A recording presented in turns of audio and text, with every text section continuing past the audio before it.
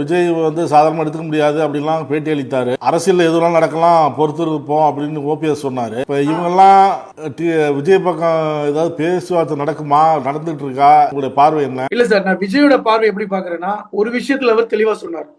எங்களுடைய தலைமையில தான் கூட்டணி, அவருடைய தலைமையில தான் கூட்டணி. ஏன்னா அவருடைய முதல் தேர்தல். இப்ப எங்க கூட வருகின்றவர்களுக்கு நாங்கள் ஆட்சியை பிடித்தால் மந்திரி சபையில் பங்கு, கூட்டணியில் பங்கு அப்படின்னு தான் சொன்னாரு.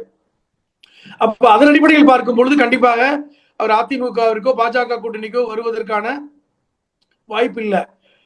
ஏன்னா அவர் ரெண்டு பேருமே வந்து அதிமுகவை அவர் பெருசா விமர்சிக்கல, அது உண்மை. இதுவரைக்கும் எடப்பாடி விமர்சிக்கல, பாஜகவை கூட லேசு மாசா தான் விமர்சிக்கிறார், திமுக அளவிற்கு இல்ல. ஆனால் முன்னாள் பாஜக தலைவர் வந்து தனி கட்சி ஆரம்பித்தால் அவர் விஜயோடு சேர்வதற்கு வாய்ப்பு இருக்கிறது என்கிற செய்தியும் வருகிறது. முன்னாள் பாஜக தலைவர் தனி கட்சி ஆரம்பித்தால் இந்த தினகரனையும் ஓபிஎஸ் அவர்களை போன்றவர்கள் எல்லாம் விஜயோட சேர்த்து ஒரு ஒரு ஒரு தனியாக ஒரு கூட்டணி அமைக்கலாம் என்கிற பேச்சும் இருக்கிறது. இது வந்து ஒரு ஒரு பலவீனமான ஒரு செய்தி தான், அது ஒன்று. ஆனால் இப்ப விஜயை எடுத்துக்கொள்ளுங்களேன்.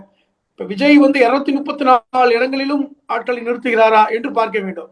இப்ப விஜயகாந்த் அவர்கள் 2006 கட்சி ஆரம்பித்து தேர்தலை சந்தித்த போது 234 தொகுதிகளிலும் அவர் போட்டியிட்டார். இன்னும் சொல்ல போனா அவர் வந்து கட்சியை பதிவு செய்து சுயேட்சை சின்னத்துல தான் போட்டிட்டாங்க. அவருக்கு கொடுத்த அந்த முரசு சின்னம் கூட தேர்தல் ஆணையம் முதன்முதலையாக அவர்களுக்கு கொடுத்த சின்னம் தான்.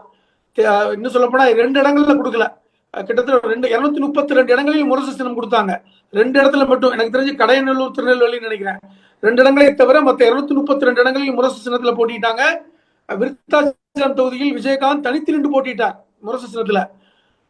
பொதுவாக வந்து ஒரு கட்சி அங்கீகாரம் பெற வேண்டும் என்றால் நம்முடைய மக்கள் பிரதிநிதித்துவ சட்டம் 1951 29வது பிரிவு ரொம்ப தெளிவா நமக்கு சொல்லுது. என்னன்னா, நீங்கள் வந்து தேர்தலில் போட்டியிட்டு 6 விழுக்காடு வாக்குகளை வாங்கி 2 எம்எல்ஏக்கள் வாங்கினாதான் உங்களுக்கு கட்சி அங்கீகாரம் கிடைக்கும். இல்லையா 3 விழுக்காடு வாக்குகளை வாங்கி 7 இடங்களை வெற்றி பெறணும். இதுதான் தேர்தல் அங்கீகாரத்துக்கான ஒரு அடிப்படை.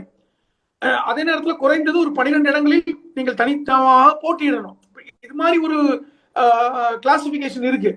அப்ப இப்படி இருக்கின்ற சூழ்நிலையில் எனக்கு தெரிந்து விஜய் அவர்கள் தனித்துதான் போட்டியிட்டு கட்சி அங்கீகாரத்தை பெறுவதற்காகத்தான் முயற்சி பண்ணுவார். இப்ப விஜயகாந்த் அவர்கள் 2006 போட்டியிட்டு ஒரு இடத்துல வெற்றி பெற்றா கூட 8.4 விழுக்காடு வாக்குகளை வாங்கினார்.